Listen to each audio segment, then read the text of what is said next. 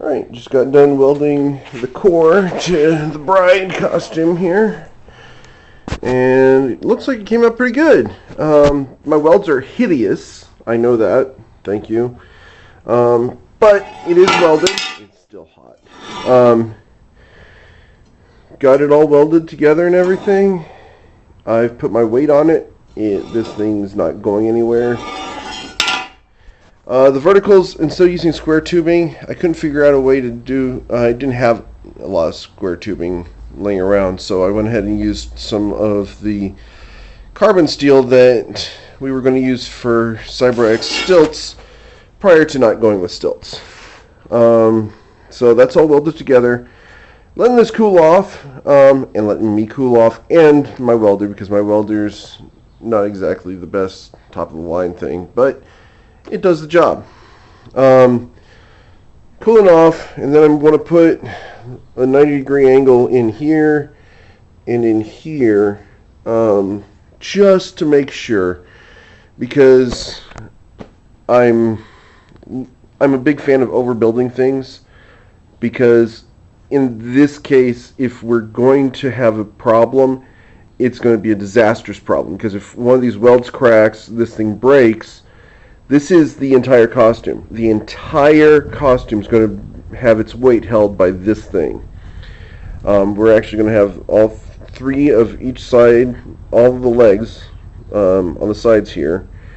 The legs are going to be actually holding the weight of the costume. Well, all those legs are connected to this, which means that these welds are what holds the weight of the costume. All the torquing forces that we experienced with Cyberach, etc. It's like using a lopper for branches. This is 3/4 inch square tubing. This is 1.5 inch by 1/4 inch carbon steel that we were going to use for stilts. My welds are hideous, I know. But it does stick together. It does hold my weight right now. But like I said, I want to get these little 90-degree or 45-degree angle brackets in here, put one up here and one over here as well,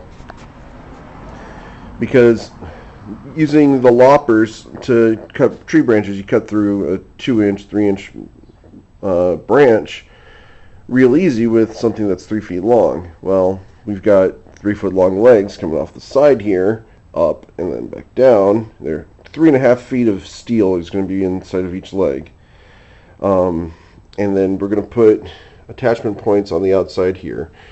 1, 2, 3, and the legs will attach up from the bottom. We'll put a pin in to hold them in place, and it will be good. That's the theory, but this thing has to be absolutely rock solid. I don't care how much it weighs, as long as it's reasonable, because the torquing forces are just huge. Cyberach's wooden posts that we've stuck underneath are actually breaking off the screws that are inside there. And those are solid oak, and we tried using the loppers on them and it doesn't work, but Cyberach's tearing them off his own body. This thing should be a lot more sturdy, a lot more reliable than that. So again, 3 legs on this side, 3 legs on this side. Off the back here we're going to have the tail, and that should do it. The carabiners to attach to the costume wearer, in this case most likely Jenny, are going to be attached up here. We're going to put we'll drill a little hole here, and we have D-rings that we attach to everything so that we can clip on, and we'll put a carabiner with the D-ring here so it just snaps up onto her harness, which will probably have like a little bit of a give in it so that she can not be held in one spot by her spine.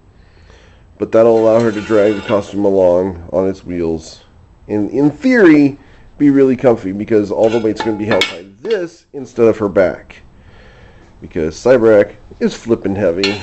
We wanted Cygara, or the bride, to be somewhat lighter.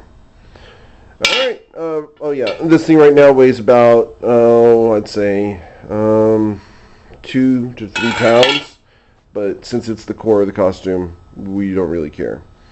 Alright, you guys enjoy. Later.